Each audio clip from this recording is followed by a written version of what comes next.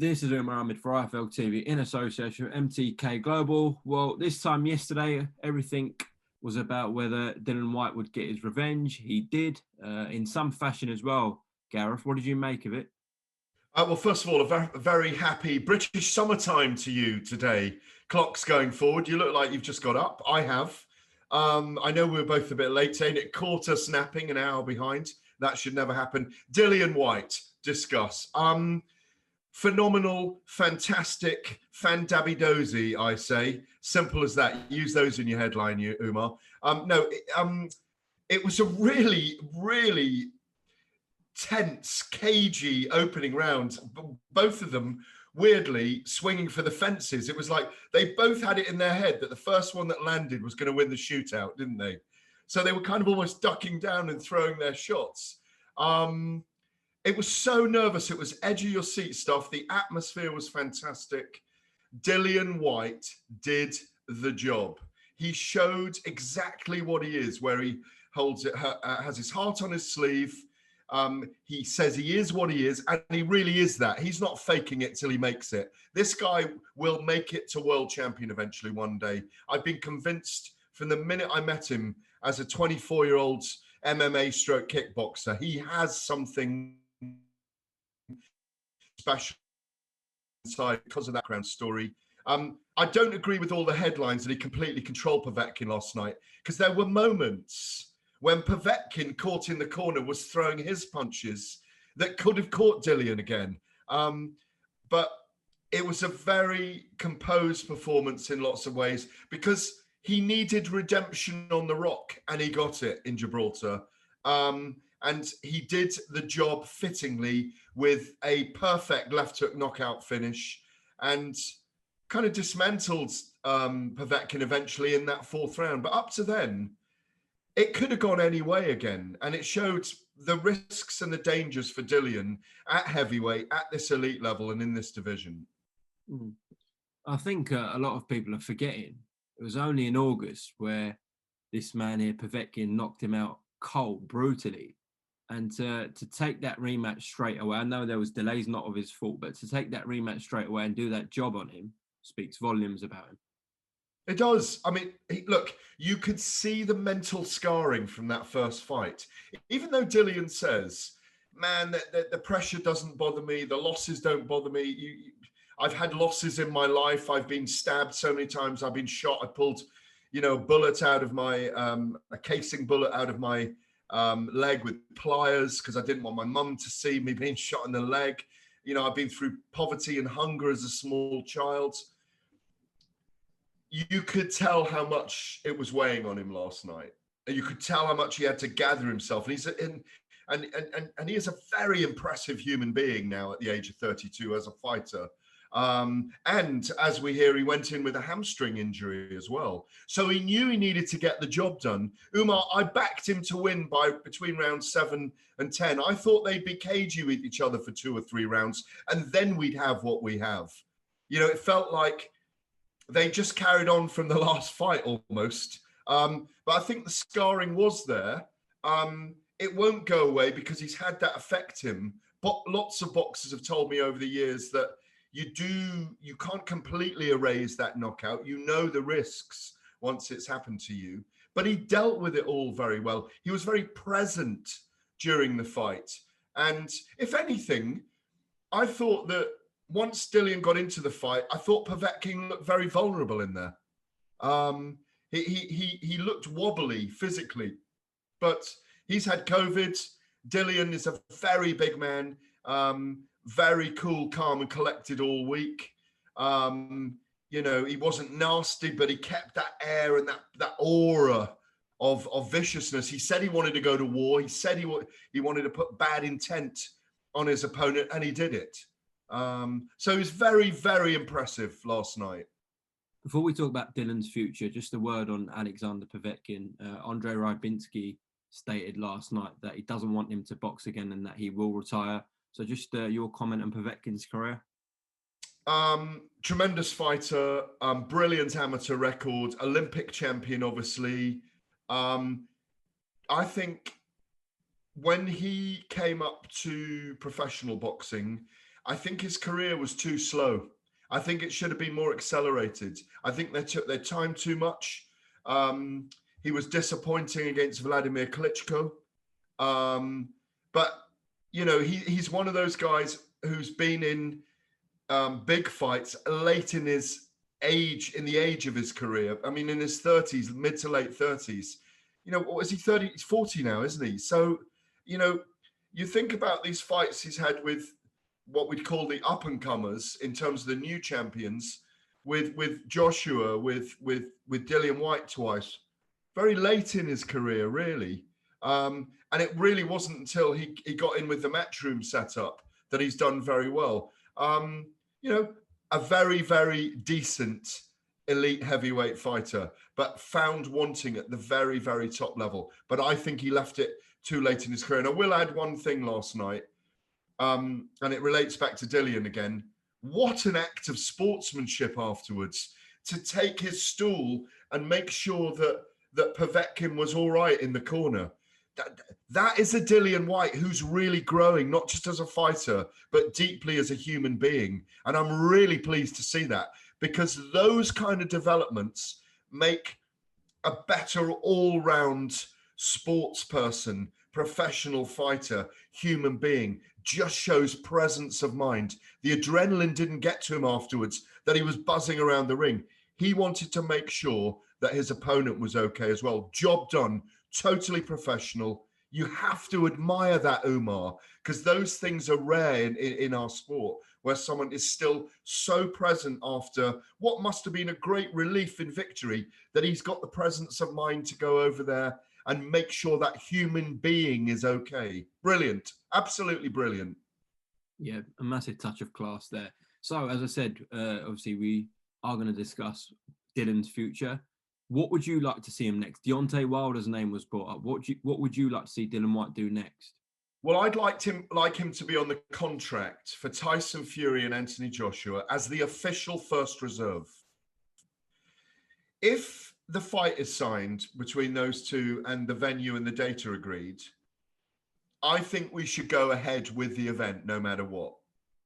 And that if Tyson Fury is injured, Anthony Joshua fights with his belts against Dillian Whyte. If Anthony Joshua is injured, they fight for the WBC title, Tyson Fury and Dillian Whyte. Obviously, that doesn't happen in boxing, but that's what I think should happen. They should have a first reserve, because everyone would love to see Dillian against Tyson. Everyone would love to see Dillian against Anthony Joshua again. Dillian's come on leaps and bounds. Both of those fights are fascinating. In an ideal world, I'd like to see that. He's made first reserve. And if one of those two falls out, we still get to see that fight. Because I think people would still hold their tickets for that, if you know what I mean. You know? Yeah, cool. What will happen? Completely different.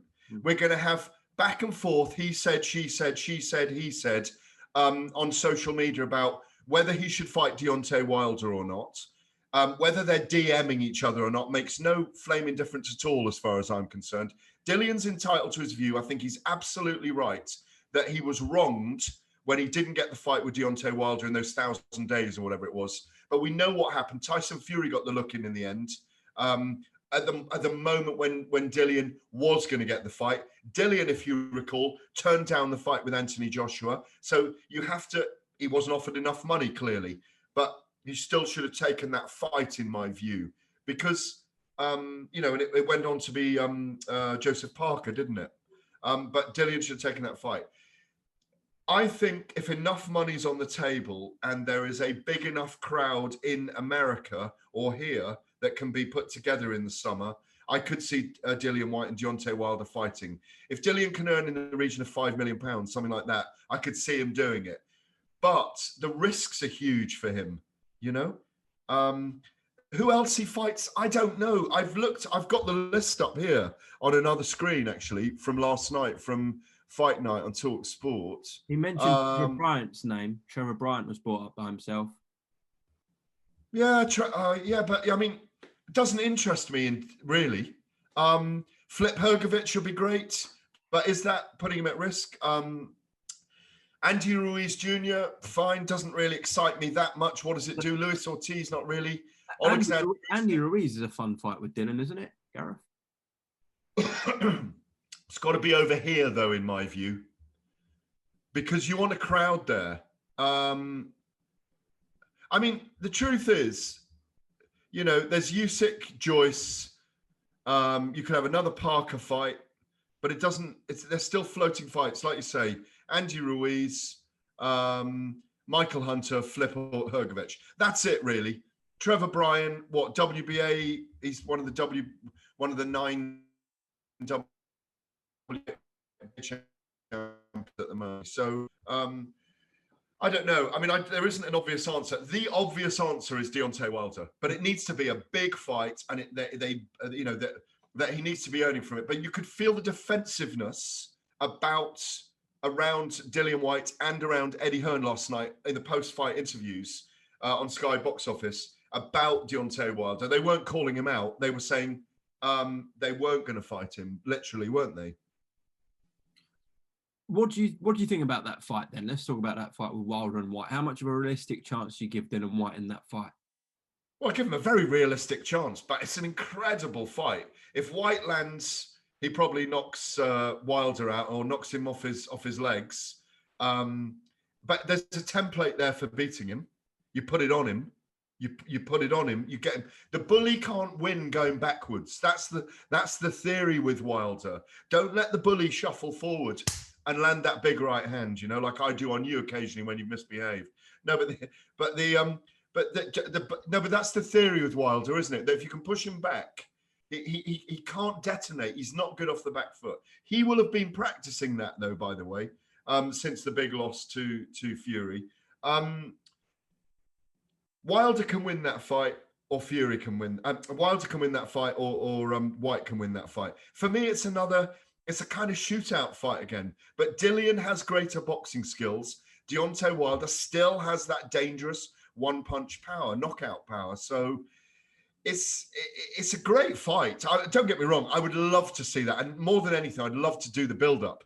Be around the build-up. I mean, Dillian, I've interviewed Dillian about that. And Dillian told me, I'm sure you have, and he said they'd need extra security. They'd need a cage between us. And he said, if he says anything to me, I'm going straight over there to him and I'm slapping him before the fight. I'm going to spark him out. He doesn't like the guy. You know what Dillian's like? When he's been wronged, he wants to sort it out.